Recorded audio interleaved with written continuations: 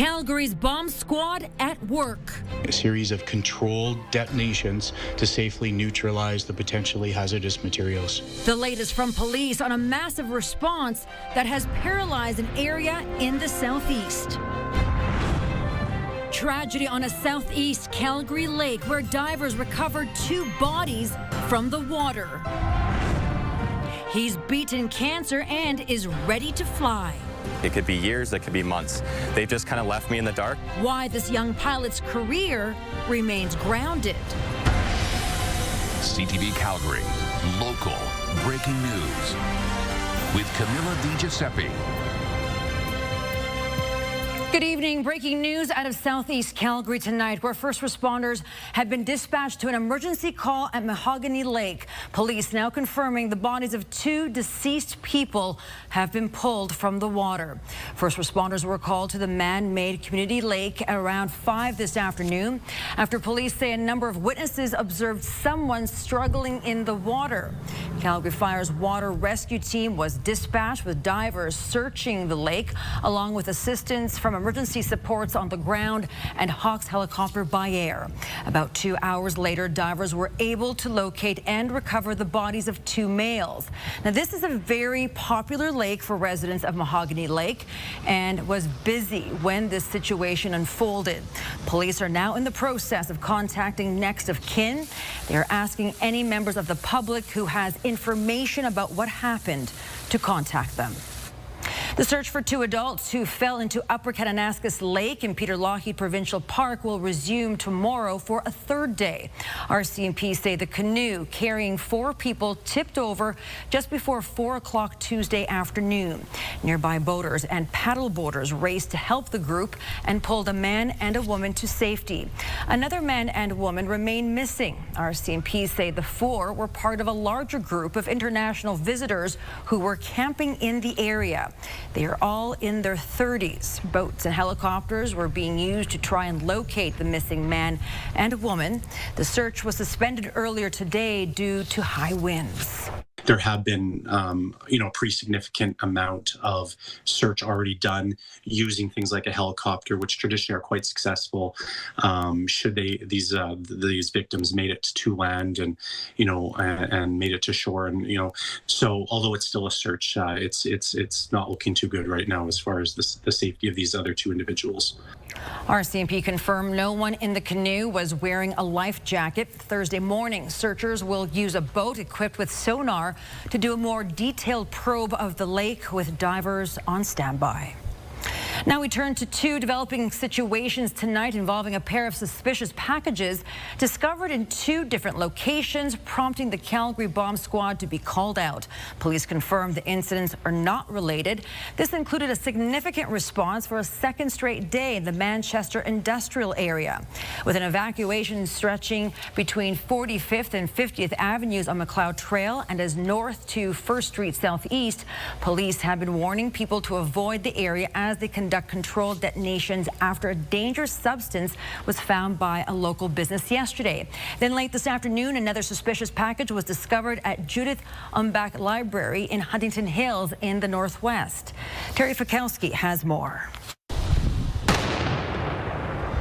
Each explosion bigger and louder than the last. Calgary Police's tactical and bomb unit turning the 4700 block of 1st Street Southwest into a controlled detonation zone with a large mound of dirt, wet sandbags, and a truck acting as a barrier to the blast.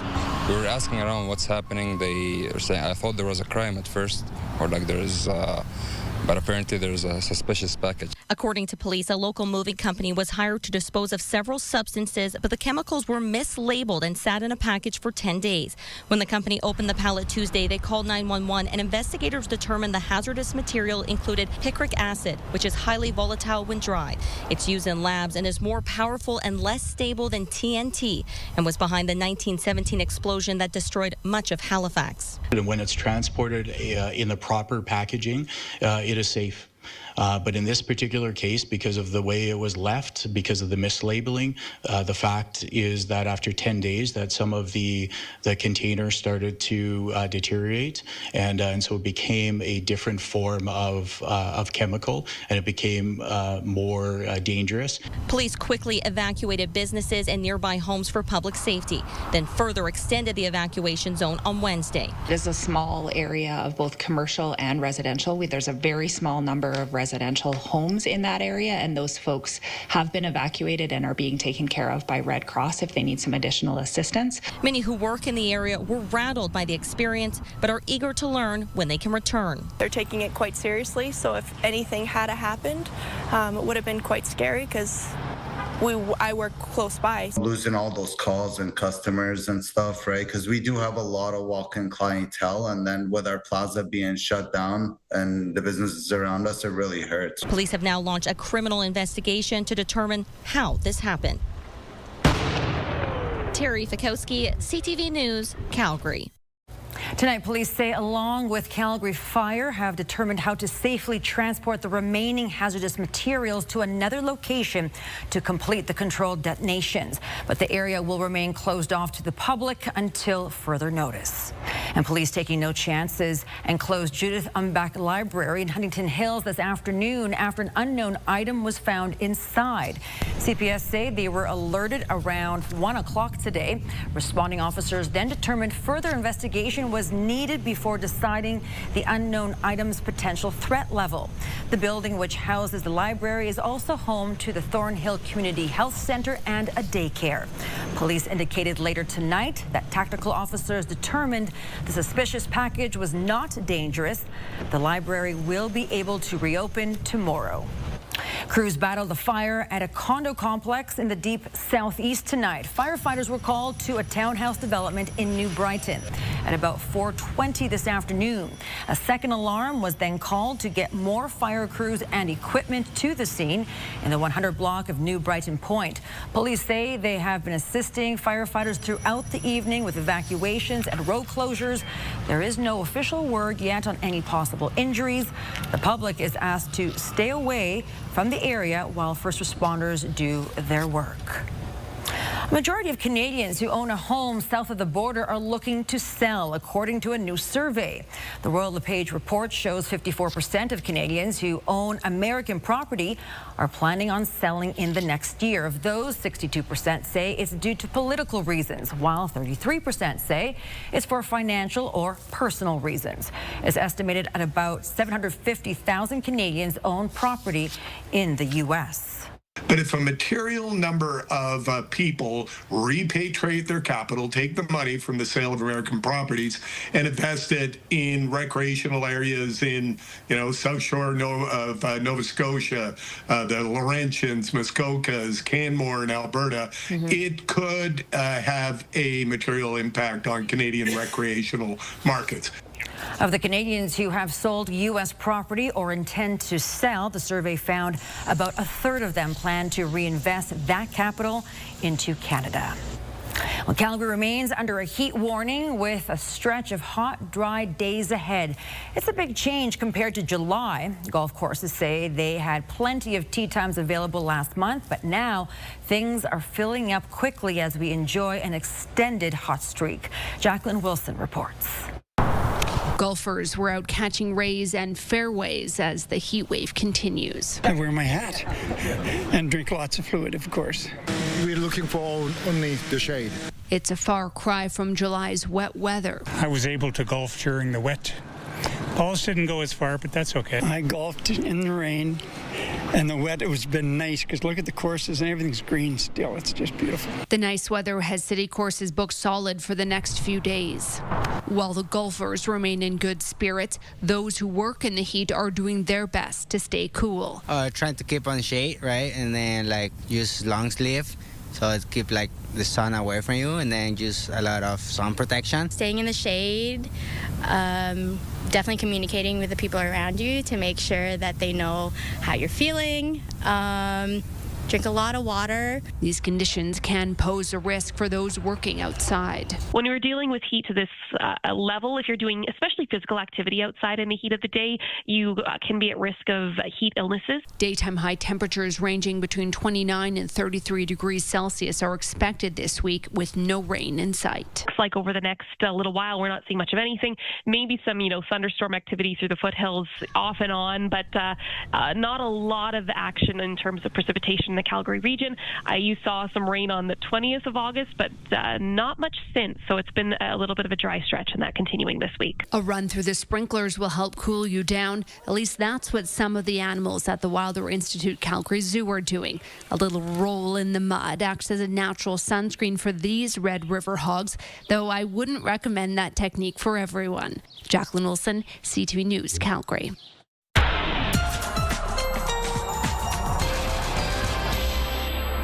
Danielle is in with our first look at the weather. Is it too soon to start talking about the long weekend? Nobody would say it's too soon. Fair. I feel like everybody is already there, especially because this long weekend will be very, very summery and pretty toasty. I'll show you the long weekend in just a moment, but to focus just on tomorrow, 18 degrees. So that's quite a warm morning. 18 degrees at 8 a.m.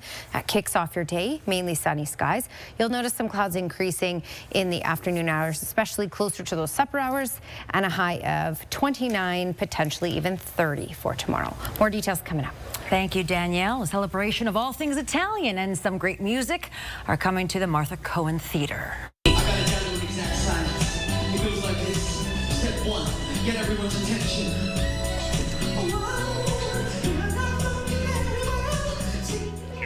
Farron Timoteo is returning to Calgary to play 25 different people in Made in Italy.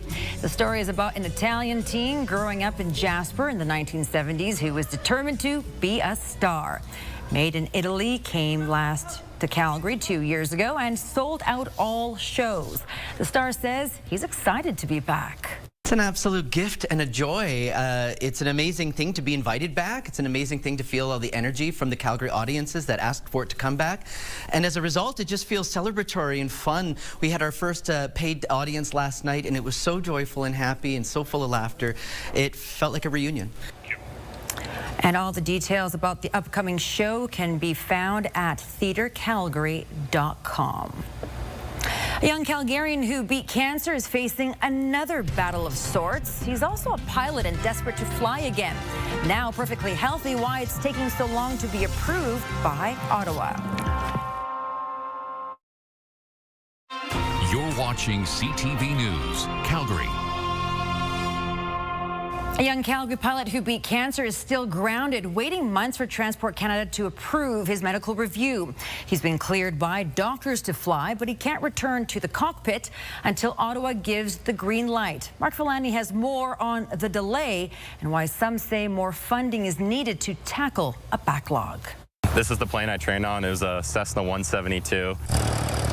The Springbank Airport is where hundreds of Southern Alberta pilots earn their wings. For 20-year-old Ethan Larson, it's where his lifelong dream took flight. Basically, since I could walk, I've always dreamed of being a pilot. But all of that changed last April. Just a week after graduating as a commercial pilot, Larson was diagnosed with acute myeloid leukemia. It was quite devastating because I worked so hard and everything was going great. He underwent chemotherapy and a stem cell transplant.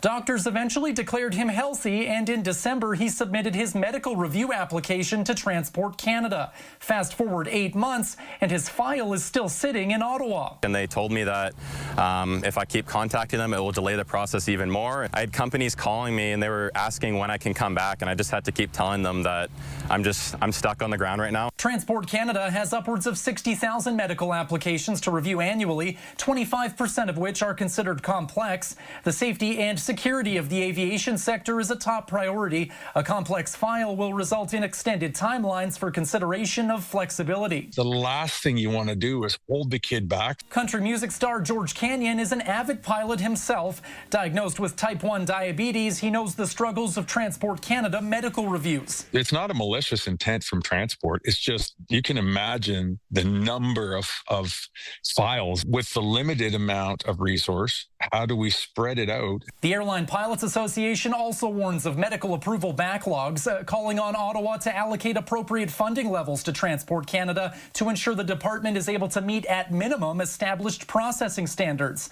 And in the wake of a nationwide pilot shortage, some say these jobs are in high demand. Air Canada alone loses around 100 pilots a year for retirement. But those opportunities are dwindling the longer this pilot is forced to wait. These are people's lives at stake and livelihoods. Mark Villani, CTV News, Calgary. Transport Canada says its Aviation Medical Review Board regularly meet to process applications, but wouldn't confirm if it was experiencing any staffing issues to address backlogs. Well, water levels in southern Alberta's reservoirs are continuing to hold steady as we head into September. The Old Man Reservoir has a current storage of 67%, while the St. Mary Reservoir is at its normal level of 70% for this time of year. Heading into the summer, City of Lethbridge officials say things look somewhat grim water-wise, but heavy rain throughout June and July brought levels back to normal. The province downgraded drought conditions from stage 3 to stage 1 this year compared to stage 4 last summer. Speaking with Alberta Environment and Protected Areas, they're actually projecting for fall, by mid-October, the reservoir to be between 54 and 60% full. While this is still just below normal, it's substantially better than we were looking at or anticipating earlier in the season. So that's a win for us. The city says if the Rocky Mountains get a normal snowpack this winter, conditions next spring and summer will look much better. The Fish Creek watershed runs through the largest provincial park with its namesake in South Calgary. But the last time any kind of fish survey was done in it was 1992. Now biologists are using a technique called electrofishing to identify species that call the creek home. Here's Kevin Fleming. They've had to wait for the water to clear after a record July rainfall. Now this team is collecting data from 30 sites in Fish Creek and its tributaries. Elliot Lindsay operates an electrofisher and works a 300-meter section of the creek. So the person wearing the backpack, they're putting out about 200 to 300 volts of DC current into the water at a really low amperage. And what happens is that causes fish, their muscles on either side of their body to contract. The stunned fish are then captured and placed in a bucket. This is the first time anyone's looked at what's living in the watershed since 1992. The team is now in Pritis, but started where the creek meets the Bow River. We caught a lot of fish. I think we caught almost 600 fish in a 300-meter reach. And we did document Prussian carp there. So those fish were not here in the 90s at all, anywhere. So that's like a new development. Ross Anderson says the team is putting in long days to document the species, but he says most of the fish they're finding upstream are what they'd expect to find. In these areas, we're finding a lot of long-nosed dace, trout perch, white suckers, and then some trout as well, rainbow trout. Fish Creek is an incredibly important tributary for a lot of spawning trout fish, so it does absolutely play into the sport fishing that we see in the Bow River. David Swan knows Fish Creek well and is looking forward to seeing the results of the study. Climate change seems to be a factor, clear-cut logging up in the Kananaskis, and a lot of withdrawals along the Fish and Pritis Creek. So we've got to find out more about the quality and quantity of water here. Researchers are hopeful to complete their field work by the end of this month. Then they say it'll take another couple of months to compile all that information, and they're hopeful that the finished study will be released sometime later this fall or early next year. Kevin Fleming, CTV News, Pritis. That finished report will be available to the public through the Fish and Wildlife Internet Management System, along with the Friends of Fish Creek Provincial Park Society. Well, Danielle's up next with her Skywatch forecast, and those temperatures are just rolling along. Details next.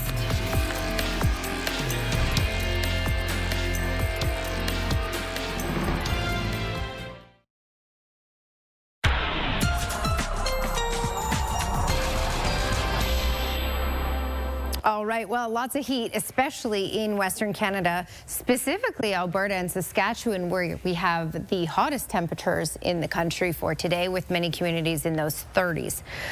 Heat warnings in place for most areas in Alberta, but for the far south, while we haven't had the heat warning in place, the heat warning criteria is a little different for the far south, and it needs to be a couple degrees warmer. The other thing is it's going to cool down for the far south for some areas anyway. Lethbridge will be in the 20s for tomorrow. So while it won't be cold, it will be slightly cooler than today. Today we got into the 30s in Lethbridge. Tomorrow we'll be in those mid-20s. Maybe high 20s. All right, for Calgary, we are looking at getting a little warmer for tomorrow. We also had that instability earlier today in the foothills. That will build in once again for the Rocky Mountain House area, for example, but it will stay off to the west. We are so stable right now that it won't be able to track off to the east. This will be the system, though, that will start impacting the far south. And even for Calgary, we may see some cloud cover from this over the coming days. And even an isolated shower or non-severe thunderstorm is possible later in the day on Friday. So here's the future cast. You can see that system pushing in from the south into Lethbridge and Medicine Hat with regards to cloud cover. Late day Thursday, there may even be a little bit of rainfall south of Lethbridge, and also that instability once again building into the far west, Rocky Mountain House area. But again, that will stay off to the west. That's tomorrow. Friday, though, it may actually build off and track to the east because we'll be less stable because of this stateside system. So Friday starting off sunny for the most part, and then clouds increasing. And then by 3 o'clock in the afternoon on Friday, we have the potential for shower thunderstorm activity in Calgary and certainly up to the west as well. And then as we head throughout the rest of the afternoon and through the supper hours, that could track off to the east. So Friday in the later afternoon hours through the supper hours may be a little bit unstable there, but it should be brief, very brief and very isolated. 29 degrees is our high in the city for tomorrow, with sunshine in the morning and some clouds increasing in the afternoon hours. 29 for Friday as well, and that small chance of a afternoon sprinkle or supper time non-severe thunderstorm. Saturday will be the coolest day. Now, it won't be cool, still be hot, but coolest day of the next 5, as you can see here, 26 degrees. But basically for a long weekend, you are looking at a good amount of sunshine, and the temperatures will get back into those high 20s for Sunday and Labor Day Monday. Danielle, thank you. They are the best of the best in Canada. Sid the Kid and Connor McDavid among Canada's hockey elite in Calgary this week, getting ready for the Winter Games next. Hockey Canada's orientation camp is being held in Calgary this week, meaning the nation's best players are here. The 2026 Winter Olympic Games are being held in Italy. Gathering in Calgary is a chance for the men, women, and para-athletes to bond and share some stories as Team Canada before the Games. For the men, this is their first appearance in the Olympics since 2014 in Sochi. Sidney Crosby scored the golden goal in Vancouver and also played in the Sochi Olympics, where Canada also won the gold medal. For many others, this will be their first game. So what is Captain Canada hoping to get out of the orientation camp this week? It's been a really cool experience. Getting to push in there before.